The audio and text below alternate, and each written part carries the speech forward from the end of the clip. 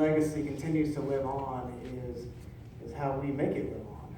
As we tell those stories to generation to generation to generation, we live out and exemplify his characteristics upon this life, and we give him credit for it to the God that he served, his Creator, that he has returned to at this time. But his legacy continues to live on, and may it continue from generation to generation. Got a couple of passages that I selected out of the book of Proverbs, and then I have a selection to read to you. So here's some of these Proverbs that I believe describe Dr. Hillis from the 21st and 22nd chapter of the book of Proverbs. It says, to do what is right and just is more acceptable to the Lord than sacrifice. Whoever pursues righteousness and love finds life, prosperity, and honor. And those who guard their mouths and their tongues keep themselves from calamity. A good name is more desirable than great riches. To be esteemed is better than silver or gold. Humility is the fear of the Lord. Its wages are riches and honor and life. The generous will themselves be blessed, for they share their food with the poor. The one who loves a pure heart and who speaks with grace will have the king for a friend. The eyes of the Lord keep watch over knowledge.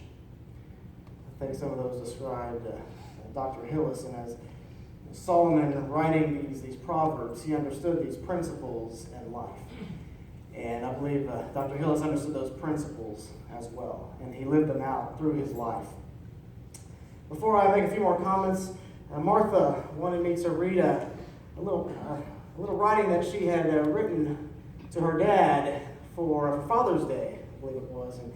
And I read through it, and it's a beautiful piece.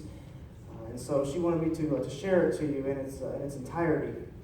So as I'm reading it, this is Martha speaking and sharing. So he was born in 1924, son of a school teacher and a cotton gin operator.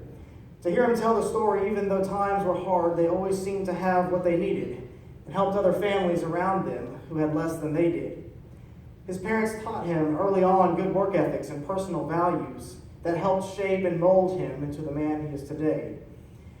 I have often wondered what my life would be like if this man had not been a part of it, where I would be, who would have raised me, what kind of person would I be today. And when I ponder those thoughts, it makes me reverently grateful to know that this man chose me to be his daughter. You see, the alternative back in 1964 was to be raised in an orphanage if you weren't adopted. So, in essence, this man is my saving grace. Now, through the years, this man I know, he has given me several things that money can never buy. The list is long, but I shall name a few. And I love some of these descriptive words that you brought out. Accountability. He taught me to be accountable for my own actions and to not try to project things that go wrong onto someone else. Dependability. If he told someone he was going to do something, then he did. You can always depend on him. And because of this, today others depend on me. Ambition. He said, whatever you decide to do in or with your life, put everything you have got into it and never settle. I've tried my best to live up to this. He said, always have goals and strive to accomplish them. And because of this, he has taught me what a wonderful feeling it is to have accomplishment in my life. And now come some of the big ones. Faith, honesty, respect, and trust. This man I know so well represents these to me in his daily life.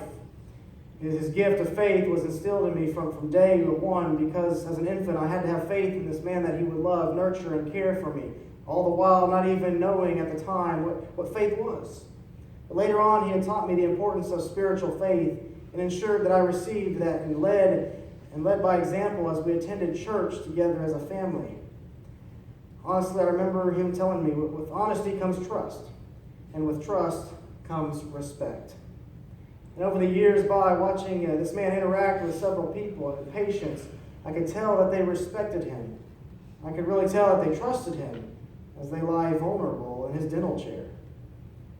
Affection, another one of those words, comes to mind now as I've watched him growing up show so much love and affection to the woman he called his wife. They would hold hands and kiss and sit next to each other while riding in the car. He never raised his voice to her. He never struck her. He never said an unkind word to her. He put her needs before his own, and they grew old together, helping each other, caring for each other. And where one was, there you would find the other. So from him, he taught me affection, caring, compassion, dependability, and most importantly, love in the most unconditional manner. He also taught me altruism. I watched him growing up, always putting his family and their needs before his own. Today, as a mother, I do this as well. Of course, this is a natural thing to do, right? As a question. Well, later on, I learned that many people in this world don't do that. As they neglect their family and children. So what seems should be such an instinct is a learned behavior. And this man, I know, has taught me well. He's taught me the value of family and how important it is as I've grown up watching him and his actions not only with his immediate, but his extended family as well. This man I know well, a son, a brother, a cousin, an uncle, a husband, a friend, a dentist, a lieutenant colonel, a teacher, a farmer, a tennis player, a softball pitcher. My teacher, she says, my pony when I wanted to ride on his back, my disciplinarian, the man who let me be daddy's little helper at the farm. It was just him and I. This man on this day, I have to say thank you. Thank you. Thank you, Dad, for accepting that I was a unique individual and for respecting my opinion on things at times. Thank you for being the father you were and for spending that special quality time with us as a family and with us individually, because you knew we just needed that alone time with you sometimes.